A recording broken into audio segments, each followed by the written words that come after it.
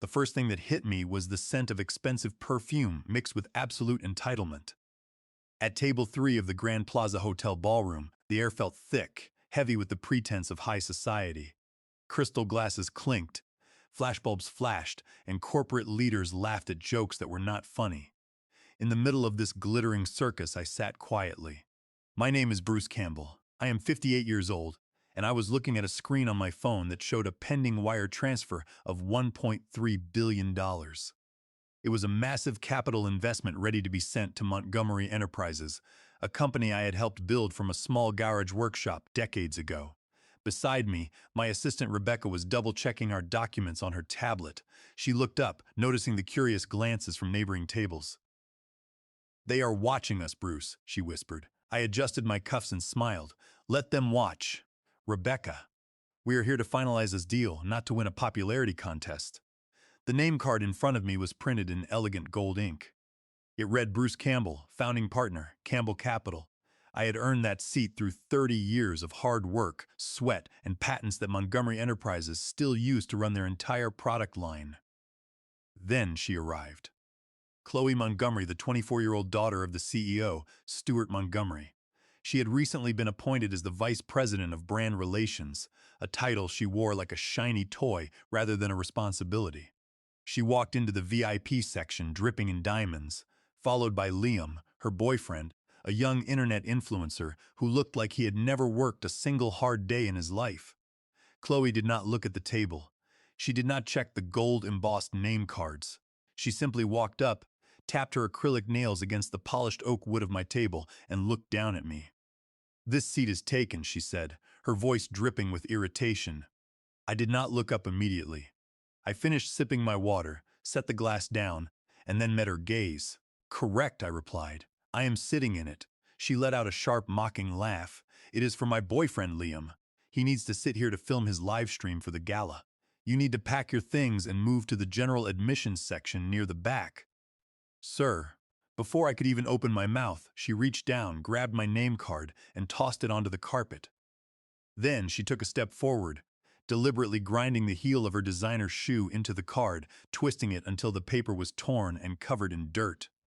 There was no hesitation, and certainly no apology. Rebecca immediately stood up, her face flushed with anger. "Excuse me? Do you have any idea who you are talking to?" Khloe did not even look at Rebecca. She waved her hand dismissively, pulling the chair out for Liam as if I did not exist.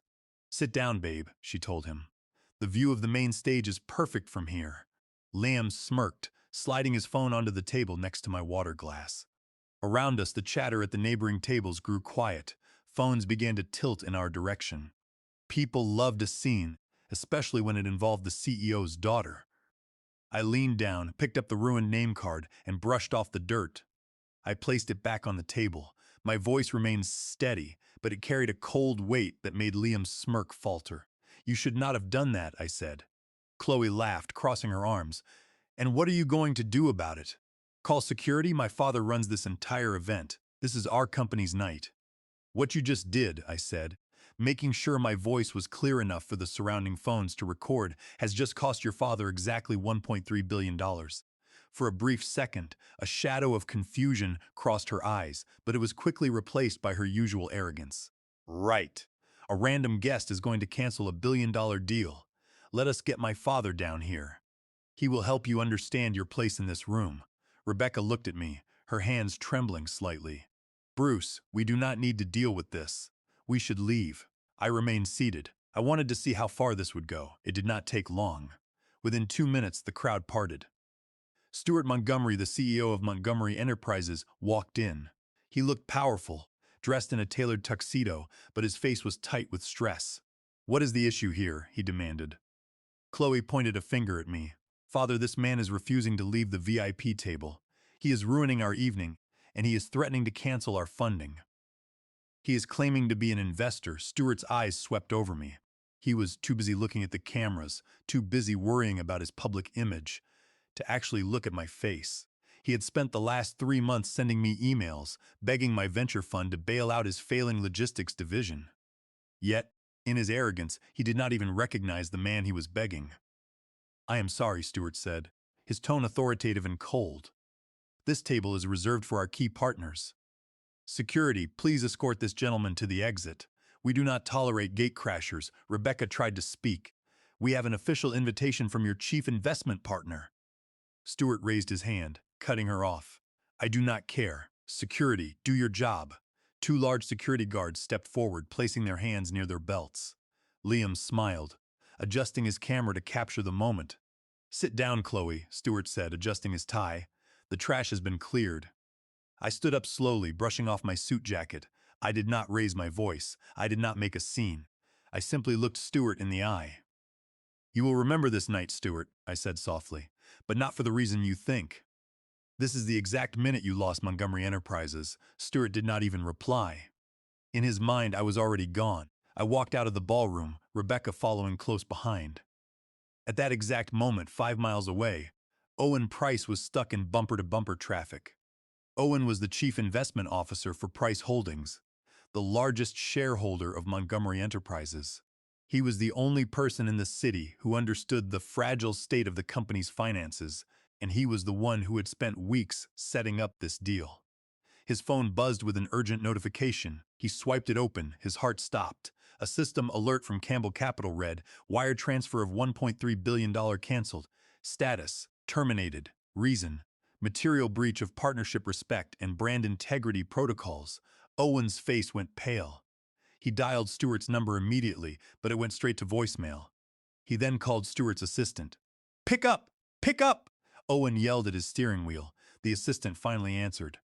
Hello, Mr. Price. The gala is going wonderful. Has Mr. Campbell arrived yet? Owen did not waste time. Tell Stewart to stop the music. Did a man named Bruce Campbell arrive at table 3? Oh, the assistant said. There was an older gentleman causing trouble at table 3, but Stewart and Khloe had him removed by security. Owen felt a cold sweat break out across his neck. You kicked him out? He whispered. You kicked out Bruce Campbell? Turn the car around. Owen shouted at his driver. Not to the gala. Drive to Bruce Campbell's private residence. Now, back in the grand ballroom, the music was playing, but the warmth had left the room. Stewart Montgomery raised his champagne flute, toasted to the crowd, and smiled as if he were the king of the world. Khloe and Liam were sitting at table 3, taking selfies and posting updates to Liam's 2 million social media followers. Just a minor distraction, Stewart told the business executive standing nearby, his voice smooth and untroubled. Some middle-aged man tried to claim a VIP seat without proper registration. We handled it quickly, nothing to worry about. Khloe laughed, leaning against Liam's shoulder. He was so dramatic, father. He literally said we lost $1. $3 billion because I stepped on his cheap card. Some people will do anything for attention. Liam nodded, adjusting his hair in the camera reflection. Yeah, he was probably some local scammer trying to threaten us. My stream is doing amazing, by the way. Everyone is loving the VIP setup, but Stewart's smile began to fade when his CFO, a quiet, nervous man named Frank, pushed through the crowd. Frank's face was completely drained of color. He leaned in, whispering directly into Stewart's ear. Stewart, we have a major problem. The banking portal just flagged the escrow account. The $1.3 billion wire from Campbell Capital has been suspended. Stewart frowned, his voice dropping to a whisper. Suspended? That is impossible. The contract was set for automated release tonight. It is just a bank delay. Go back to the office and override it. We cannot, Frank stammered. It was not a delay. It was a manual termination from the sender. The note on the system says the funds were canceled due to a material breach of the respect and brand integrity clause in the preliminary agreement. Stewart felt a sudden tightness in his chest. The respect clause? What does that even mean? Who authorized the cancellation? It came directly from the founder, Frank said, his hand trembling as he held his phone. Bruce Campbell, he canceled it. Stewart stared at him. Bruce Campbell? He is in Europe. He has been running his fund from London for the last 5 years. No, Frank said, swallowing hard. He returned to the city yesterday to sign the papers in person.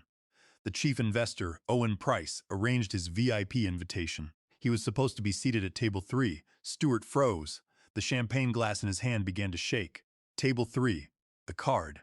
The middle-aged man. He looked over at table 3. Khloe and Liam were still laughing. Stewart rushed over, his boots clicking loudly on the floor.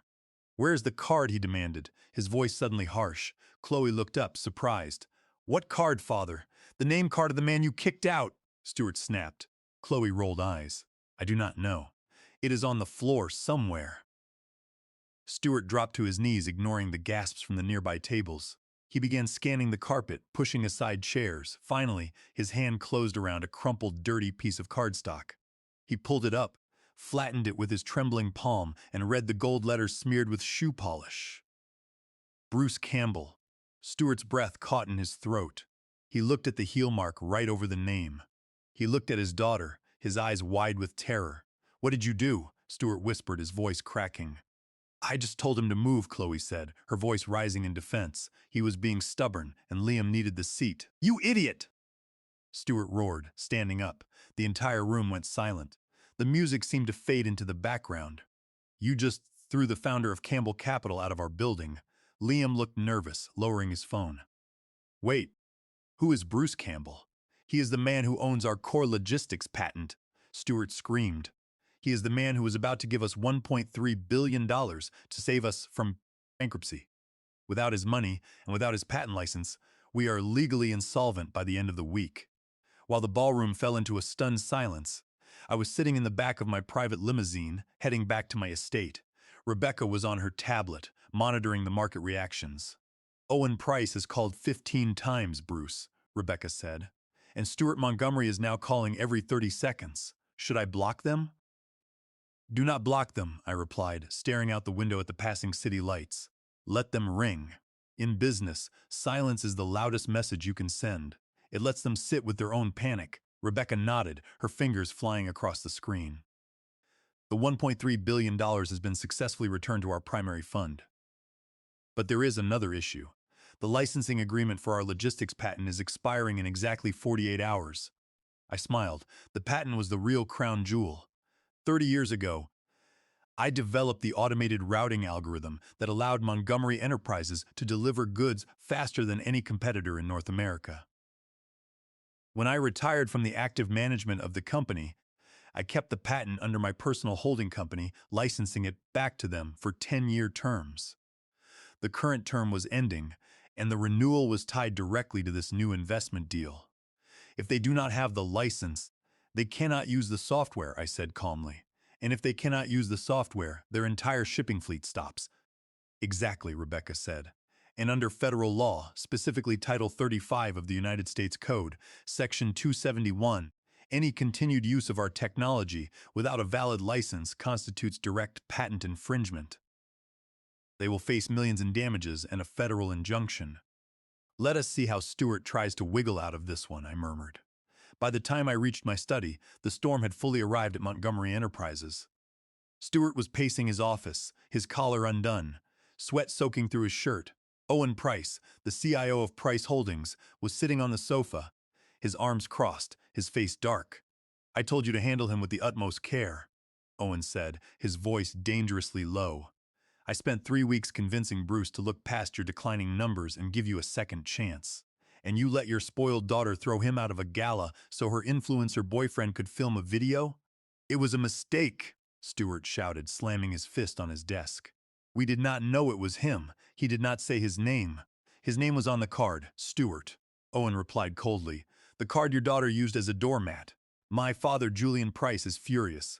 Price Holdings owns 35% of your company, and if Bruce pulls his technology, our shares will be worthless by Friday." "We can negotiate," Stuart pleaded. "We will offer him a higher interest rate. We will apologize. I will fire the guards who escorted him out." "You do not understand Bruce Campbell," Owen said, standing up. "He does not care about your apologies. He is a man of absolute principle. When you violate his trust, the door slams shut and it never opens again." Stuart's phone rang again. It was the CFO, Frank. Stuart answered speaker. "Stuart," Frank's voice was frantic. "The suppliers are hearing rumors. 2 of our main shipping partners have just suspended their contract negotiations. They heard the funding deal fell through. If we do not show proof of capital by tomorrow morning, they are going to pull their trucks." Stuart slumped into his leather chair, the weight of the empire pressing down on his shoulders. He looked at Owen. "What do we do?" Owen walked to the door, stopping to look back at the desperate CEO. You better pray Bruce Campbell takes your call tomorrow, because if he does not, you are going to watch your family's legacy turn to ash. The real damage did not start behind closed doors. It started on the internet. By 8 a.m. the next morning, the video of the Table 3 incident had spread like wildfire. It turned out that Liam, in his greed for online engagement, had kept his live stream running during the entire confrontation. Thousands of viewers had watched in real time as Khloe threw my name card to the ground and ground her heel into it. They had heard Stewart order the security guards to throw me out. By morning, the stream clip had been re-uploaded across every social media platform, racking up over 5 million views. The internet community, always quick to rally against corporate arrogance, had already identified me. Financial bloggers and industry analysts were quick to connect the dots. The headline was devastating. Montgomery Enterprises kicks out original founder and billionaire investor Bruce Campbell over a VIP chair. The public reaction was immediate and brutal. Shares of Montgomery Enterprises began to plunge the moment the market opened, dropping 14% in the first hour of trading. Angry comments flooded their official accounts, and major retail partners began releasing statements questioning the company's leadership and ethical standards. Inside the executive boardroom, Stuart Montgomery was staring at the stock ticker, his hands holding his head. Khloe sat opposite him, looking unusually quiet, her face pale. "It is just a social media trend," Khloe muttered, trying to find her voice. "It will blow over in 2 days. Liam's followers are already defending us online. Your boyfriend's followers do not buy logistics contracts," Stewart yelled, slamming his hand on the table. "Our stock value has dropped by $450 million in 2 hours. The retail giants are threatening to cancel their deliveries because they do not want their logos associated with our brand." Just then, Frank, the CFO, ran into the room. "Stewart, we just got a formal notice from Campbell Capital. The licensing agreement for the core routing patent is officially suspended. They are citing a material breach of the brand preservation clause. We have exactly 24 hours before the software license expires." Stewart felt the air leave his lungs. "If the routing software shuts down, our trucks cannot navigate. The entire national delivery system will freeze. We will be sued for breach of contract by every single client." "Can we bypass the software?" Khloe asked, looking confused. "Can we just use a different map program?" "No," Frank snapped, losing his temper. "That software is integrated into our entire logistics database. It would take 6 months and millions of dollars to rebuild a new system. We do not have 6 months. We do not even have 6 days." Stewart stood up, pacing the floor. "There has to be a way. We have a signed preliminary agreement from last month. Surely that counts as a commitment. It was only a preliminary draft, Stewart."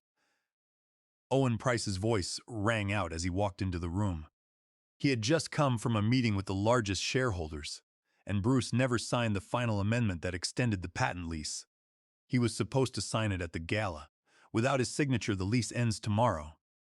Stewart looked at his daughter, then back at Owen. "We cannot let him destroy us. There must be a loophole." "There is no loophole," Owen said coldly.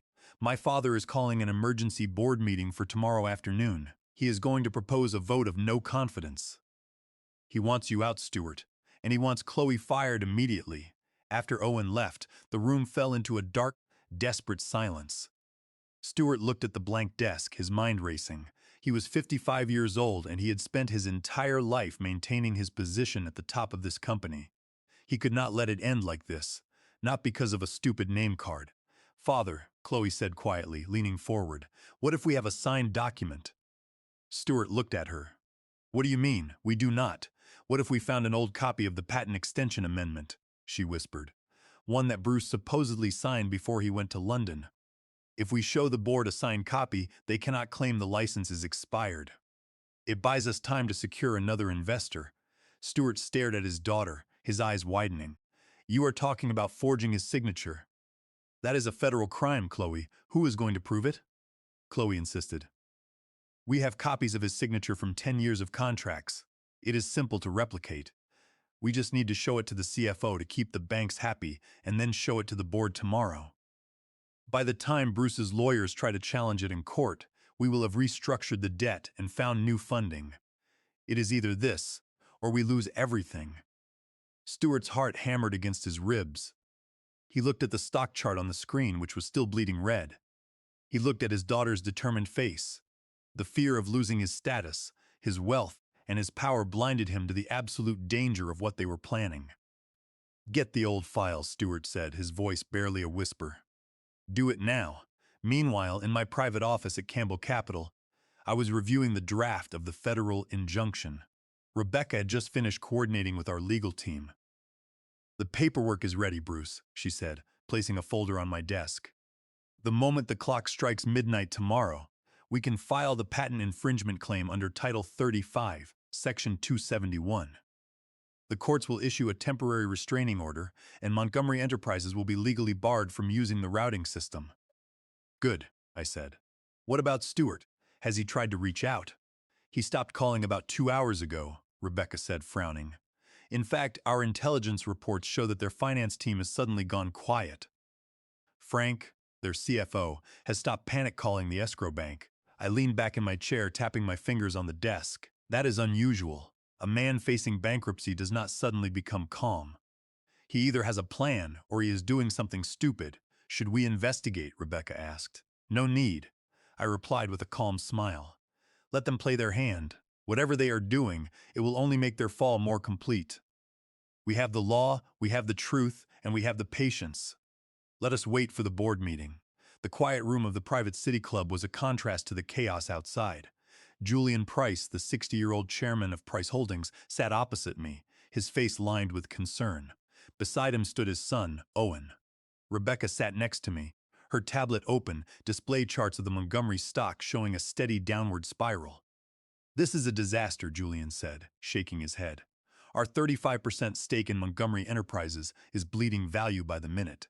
But more than that, Bruce, I am deeply embarrassed by how Stewart and his daughter treated you. It was a disgrace." I took a slow sip of my tea. "You do not need to apologize for them, Julian. You did not raise Khloe, and you did not put that arrogant look on Stewart's face.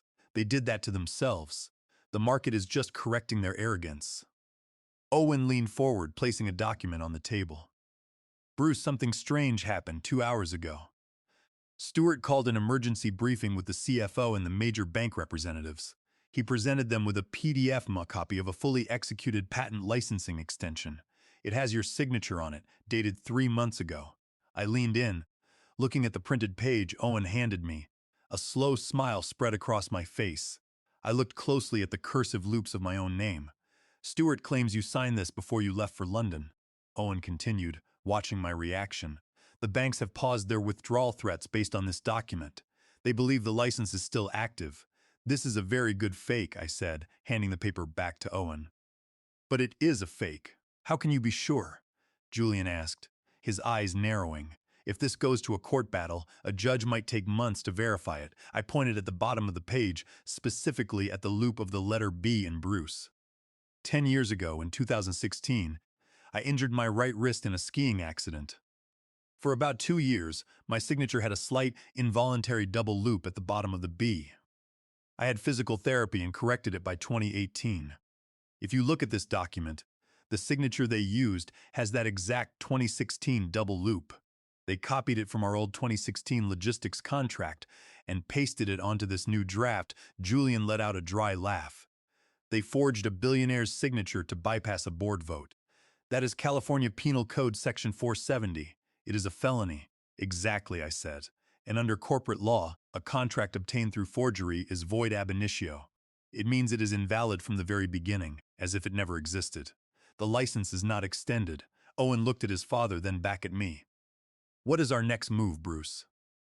"Julian," I said, looking the chairman in the eye, "I want you to proceed with the emergency board meeting tomorrow afternoon.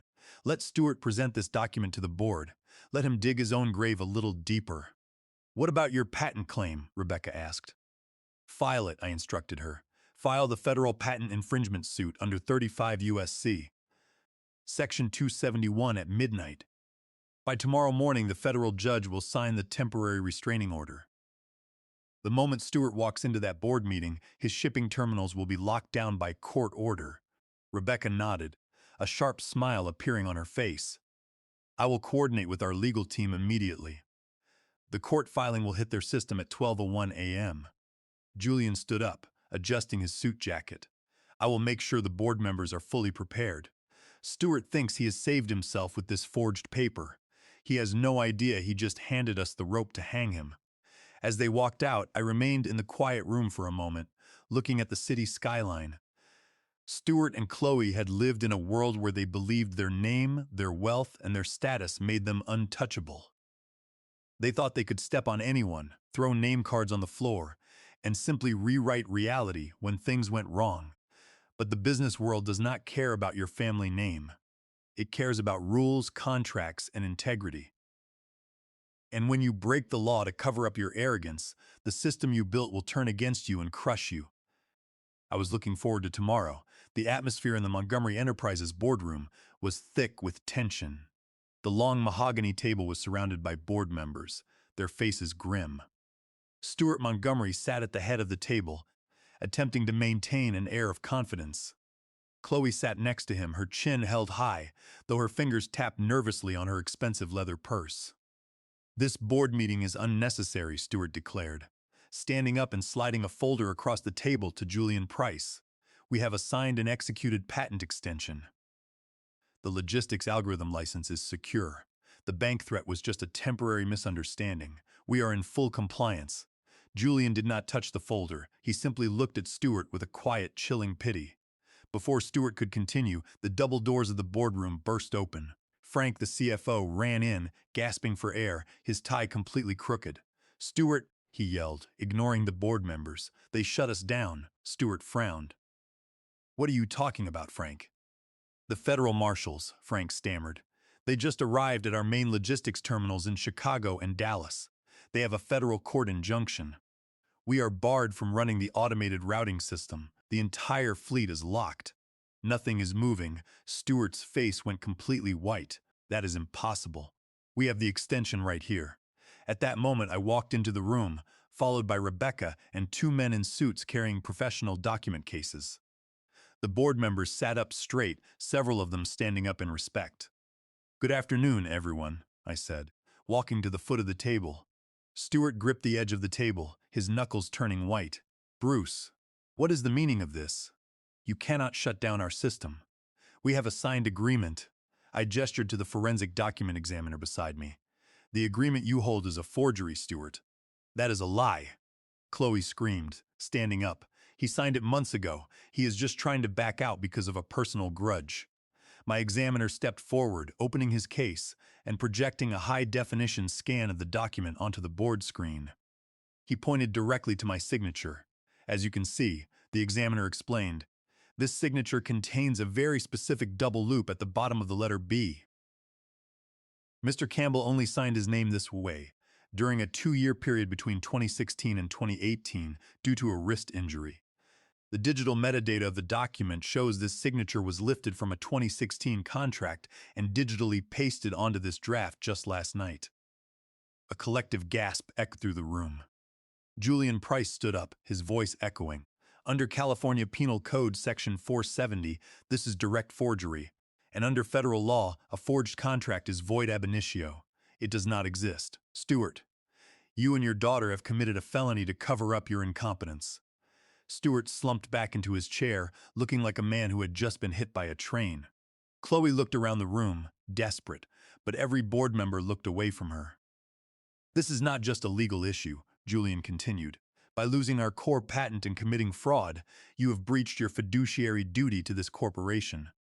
The shareholders are facing millions in losses." "Julian, please," Stewart whispered, his voice trembling. "We can find a solution." "There is only one solution," I said, looking Stewart dead in the eye. "I am prepared to return the $1.3 billion capital transfer and reinstate the technology license.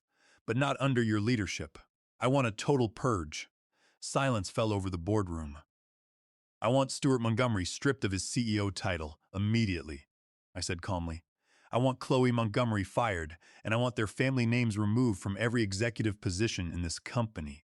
"This is my family's company," Stewart gasped. "Not anymore," Julian Price said.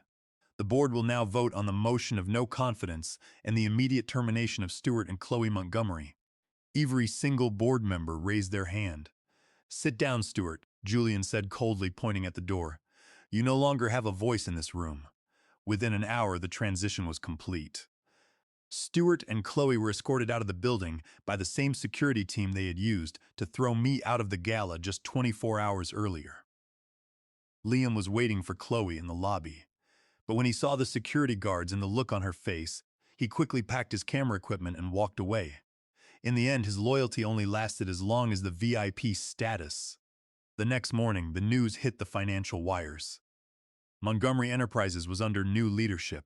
The stock price rebounded immediately, climbing 18% in afternoon trading. I returned the $1.3 billion capital, not as an investor, but as the majority shareholder. Rebecca stood beside me in the CEO office, looking out at the city. They still do not understand why they lost, do they? She asked.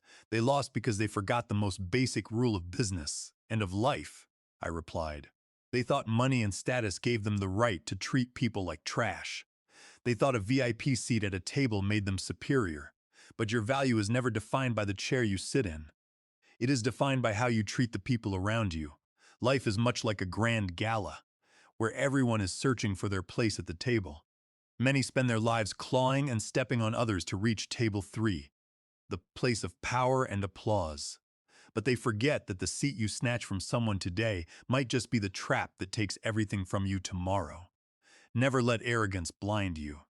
In the relentless cycle of karma, respect is the only currency that never devalues. Tell me, my friend, how are you occupying your seat? With kindness, basis, or with entitlement? If the journey of Bruce Campbell resonated with you, please like, subscribe, and share this story as a gentle reminder that respect is the ultimate foundation of success. I will see you in the next chapter of Consequence.